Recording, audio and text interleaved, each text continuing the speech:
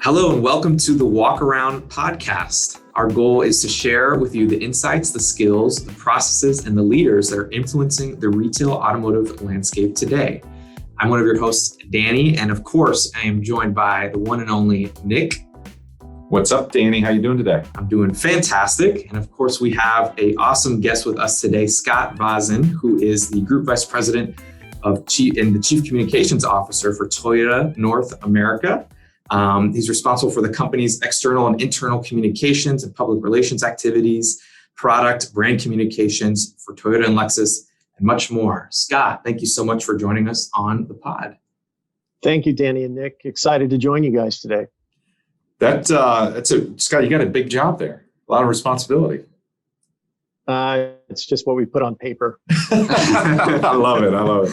I'm curious, though, maybe a little bit about yourself and to get to that role, some of the experiences you've had that have led up to that role before we kind of get into the meat and potatoes here. Sure. Thank you. Yeah, maybe a quick 2-minute version of what I've been doing for the last 30 years. This is my 30th year in the auto business, my fourth automaker with Toyota. And I'd always heard this saying throughout my career with the other car companies, and that is, if you don't like Toyota, rather, you should get out of the auto business. And I really believe that's true. It's the exciting brand. It's the brand that really is forward thinking and looking long term, which makes me really glad to be with Toyota. It's my 6th year here. And as I mentioned, I've skipped around to a few automakers, but spent most of my career in communications. Had the fortune to work with some other brands, our competitors. Learned a lot, product planning, marketing, but the core of it has been around communications, which includes to team members, dealers, suppliers, and other key stakeholders. So it's a job that you don't just wake up one day and decide you want to do that, but you get a lot of training and some trial by fire. But that's the quick minute version, if you will. Well, I love that. I'm sure we're going to get to some good stuff, but I'm reminded when you say communications that a lot of opportunities, shall we say, can be traced back to lack of or poor communication. And so it's going to be interesting, I think, as we explore and certainly kind of walk through how the retail world's evolving, how we can kind of better communicate to influence better outcomes, I think, for all of our relationships professionally, and those things spill over to personally as well. So 100%. Absolutely. So jumping right into it, I think we're really curious for someone, in your position and your perspective that you have working in the industry for 30 years, your fourth OEM, you have a really unique perspective into just the creative process behind brand messaging, product communications. Could you give us just a sneak peek? Like, what does a day in the life look like when it comes to just your role and your team and what you're doing in that world? Boy, that's a big question. First off, no 2 days are the same, and probably because we have a fairly diverse responsibility in communications. Think of us as 4 key functions for Toyota in North America. The first one, which has a lot of relevance during this call, is our investor relations team. So we are working with stakeholders that are monitoring our performance. That's a key audience for us. The second one is our manufacturing communications. As you know, we have 15 plants in North America, including our up-and-coming plant in Alabama with the joint venture with Mazda. So communications around our plants, with our team members, with our communities, really key to us. Third area is where I spend a lot of my time on what we call, quote, corporate communications, which includes our social media, external communications when we talk about our sales results or investments. It also includes internal communications, which is significantly important to Toyota as we try to grow and foster our culture. And the last component, which is really the visible piece, is the product communication side, which we work together with you, obviously, on. And that's, if you look at the way most car companies are structured, the communications team tend to be the Marines. We're the first out there with unveiling of a product, and then you see traditional marketing kick in. So if you look at the breadth of that, it's quite a bit. And the brands that we have to deal with, we're fortunate they're already strong in the market. But as I said, no 2 days are the same. It's a lot to cover any given day. We're trying to be consistent with our messaging. We're trying to be very empathetic with our customers, our stakeholders, and we're always looking for feedback. So that's probably more than you wanted to know. No, I think it's great. So maybe we'll relax the next question a little bit. Is it a fair assumption that you know Jan then, the Toyota spokesperson from the commercials? I don't know her well. I've met her at a few dealer events. Terrific spokesperson, absolutely. Yeah, she's great, and so definitely carries the brand message. When it comes to the brand message itself, what's the process in kind of creating that and making sure there's consistency across those four kind of different pillars? Also, terrific question. We work hand in hand with our marketing team on anything we're doing externally, but it really starts with the Toyota philosophy. What does the customer want? And in this case, when we think about our brand message, we're not only thinking about the end customer who is so incredibly valuable to all of us, we're thinking about the dealers as well. And is this relevant? Is this useful information for you? So if we take, for example, product, which is the fun, sexy part of the business, we want to make sure that we're emphasizing the unique selling points for the product, how we stack up to the competition, and what impact you can expect us to make in the marketplace. So, that's just one example of going to market, if you will. But we have to make sure that it's consistent across the board, that when we talk to our team members about that, new product coming out, what are the expectations for the product? How many do we expect to sell? When we talk to our manufacturing team, what do we need from you in terms of this product? Not only great quality, but ensuring that even the team members making it are excited about the product. They understand the importance and the market impact. So we're looking at it from a business perspective. And so you talked about kind of product launches and kind of making sure they are customer centric, right? For the end user, for the dealers as well. They've certainly evolved, though, over the past year and kind of pivoting from in-person to virtual. What does planning look like going into that? How did you kind of support your team in that transition? And just curious about kind of how you approached that. Boy, the pandemic really changed it for all of us, didn't it? Absolutely. Our dealers stepped up and really took care of the customer in new ways, from online sales and more in-person delivery. From a communications perspective, it's allowed us some maybe freedom that we didn't have before. And what I mean by that is, traditionally the industry would rally around a given auto show, whether it was the Detroit Auto Show, LA, New York, etc. And we were somewhat pigeonholed in, if it's the time of the New York show, that's when you're going to unveil a certain product. The freedom we have now is we don't have to necessarily say we're going to have these products or given product for this show. We can go virtual, which I think most OEMs have done a decent job of. But there's only so much appetite for that, and at the moment, as the pandemic carries forward, we're probably going to be doing a number of virtual activities moving forward. We're starting to see some of our press customers, so that's another key stakeholder for me, wanting some in-person debate, discussion, and review of our products.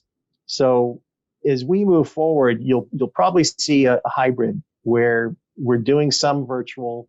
We might start to include our dealers a little bit more in some of these programs where we hadn't done that in the past, and from a pure quote press launch.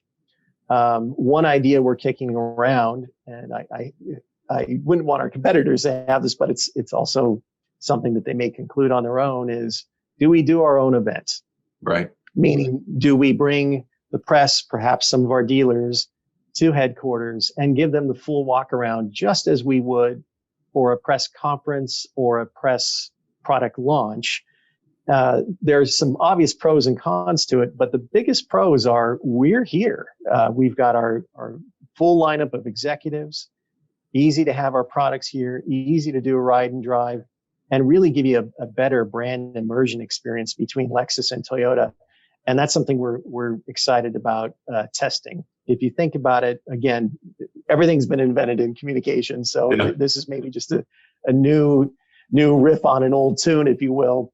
But it does allow us to, own the experience. And I think that's going to be a distinguishing factor moving forward. And I'll just give you an example. Apple used to do this and still does their own experience. And I'm thinking there's maybe an opportunity to own this, combined with, when appropriate, we would go to an auto show or a CES or SEMA. So I think it's just additive. I don't think we throw things out necessarily.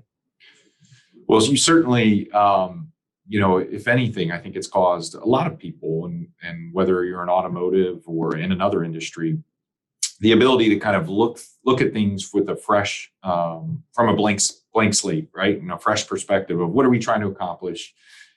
Have we done that successfully in the past? And if we could do it differently, how would we do it? And it's amazing how sometimes the most disruptive times are cause for some of the most innovative times as well. And how all consumers and manufacturers alike kind of navigate all of those waters. So yeah, and I love what you said about how that experience that you guys are working on is additive to what was happening before. And I think that's kind of at the macro level with these product launches and national communications, but even at the smaller level, just with a local dealership. And we talk about digital retailing, and that's been the evolution for so long, and we get it, right? But it's additive to the process, and the customer experience when someone walks through the door is just as important as the experience that they have on their phone trying to talk to a sales rep. And I think Yeah, sorry, I didn't mean to cut you off. It's the exciting part of the business. If you think about it, the business is roughly 120 years old, the auto industry. And we as an industry have come to market very similarly. And here's an opportunity. A disruption came, and now we can really be creative and find new ways that perhaps are even better than we imagined, because the pandemic has given us some constraints. And as I said earlier, it's freed us from maybe some of those traditional ways of thinking. Mm-hmm. It's kind of forced us, we've had a few guests over the last few weeks. We've talked about how we've, as an industry, have evolved, maybe jumped 3 to 5 years in just 3 to 5 months. And like Nick was saying, just that innovation that we've been forced to, I think, is really allowed us to evolve, and it's here to stay. Yeah. So speaking of kind of the evolution of the business outside of the kind of most recent time, what's been the most interesting aspect as you think back to the 30 years that you've been in the business? How have you seen it evolve, and what's been some of your takeaways through some of those different evolutions and periods of evolution? Boy, it's probably the most innovative time right now that I've seen in my 30 years. And if you think back 30 years ago, the industry's brought forth so many new safety features. So the safety performance of all vehicles on the road has just grown immensely, from emissions perspective, from alternative powertrains. All of those new innovations have been growing. We've made it a very iterative process. So vehicle quality has improved a lot. But I think we're all sort of converging on this, mobility future, if you will, talking about CASE, the connectivity, autonomous, shared, and electrification. And, my opening comments, I talked about being at Toyota, and if you don't like Toyota, get out of the auto business. I think we're with the right brand between Toyota and Lexus. We're making the right investments. We're thinking globally and long term. And if you look at our longer term thoughts around electrification, hydrogen, some of the shared assets, connectivity, et cetera, we're making the right investments. And what really excites me the most is that future includes our dealers. And I'm not so sure that our competitors have that vision. And when I look at, sort of a competitive landscape, the thing that's drawing me the most to what we do is that longer term vision with truly a partnership mentality in mind, and driven with what's ultimately going to satisfy the customer. So I think the innovation again, and now we're all consolidating around this mobility for all, as we like to say at Toyota, that makes it something that I think will take us to the next century. That's great. I think you tied two pieces together there. And one is, earlier you were speaking about the importance of defining who the customer is, right? And it's the end user and the dealer, and making sure as, Toyota looks at the horizon and plans for the future, that they keep both customers in mind. And I think that's a great thing just to attach to is, hey, it doesn't matter who your customer is, making sure that they're central to your plans in the future. So the other thing is, you think back, any great career advice that you've received personally that you'd be willing to pass along? I don't want the secret sauce or the keys to the kingdom or anything, but anything you can pass along. I know I certainly would appreciate. Certainly a lot of mistakes I've made, and maybe some to avoid, but yeah, a few things come to mind when I think about advice I would give to anybody entering this business or mid-career at any point, in no particular order. I would say be a student of the business, understand the industry, simple things, sales results, see where we're at as a company, see where the industry's going, see what's selling, see the segments. And these things happen very slow, but they're evident. The shift, for example, from cars to more trucks and SUVs, we're now at a 75% ratio of trucks and SUVs versus cars. That was unheard of a decade ago. So study the business, really embrace the business you're in, and try and learn as much as you can would be the first point. Secondly, and I probably made this mistake early on in my career, is speak your mind. And I don't mean, at all cost or rudely. Speak your mind when you have something to say, when you can add value, or ask questions, and be, back to the first point, be a student of the industry. So learn and speak your mind and be part of the process and part of the decision making. Some other maybe obvious advice: anticipate, plan. Certainly I would say it's a very Toyota centric cultural advice that I'd give here. Be collaborative. And that means not only working with your peers in the company, be collaborative with our dealers, be collaborative with our partners. That collaboration is so important. The relationships we build are crucial to your career. And I look at my own as an example. My primary customer as a head of communications, it's really the same. It's never going to change. It's the press, it's our team members, it's our dealers. And don't forget that. Those are the people that matter to your career and your business. So if you're keeping them in the loop, informing them, and forming a network of people that can be allies to you, that's always going to be critical in your career. Last point, I think this is anywhere you are, you must do, but sometimes people forget about this. Get your hands dirty. Do the work. Don't be afraid of coming in, making some mistakes, but create something, contribute. And also, lastly, show a sense of empathy. Another Toyotaism, if you will, empathy to all of your stakeholders. And even if it's just your peer, in the cube next to you, understand what he or she is working on and the pressures they have. We're all human beings. Again, this is a relationship business. So I think that's important as you come in. We can all have great days, bad days, and everything in between, but be a human being. And I think the rest will pave its way for you. Well, that's great. Those four things, I think, if you get good at any one of them, I think it'll certainly add a little accelerant to anyone's career. And certainly if you can knock out a couple others, it's great. Scott, this has been wonderful. I guess, Danny, I'm curious from your perspective, what's the biggest thing you'll take out of the conversation today? I think what does the customer want? That's what it's all about. What the empathy, listening, understanding the person across the table from you, understanding their needs, and then using that as the tool to come to a shared decision, whether that's at the corporate level and for you, Scott, with the press and with product, or if I'm a dealer listening to this and we've got product to move and we're trying to hit an objective. I think it's a timeless lesson. Yeah. For me, I think I love what you said, Scott, about the importance of asking questions, because I think it helps calibrate perspective.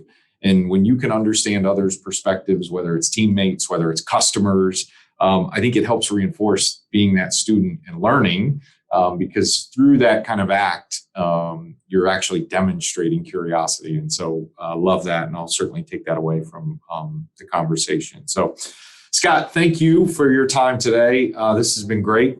If you're listening, be sure to like the pod, walk around, share it with your friends, and then shoot us a message and tell us what you're interested in, and we'll explore those topics as well. So, Nick, Danny, thank you so much. Enjoyed talking with you guys, and I'm looking forward to listening and following you further.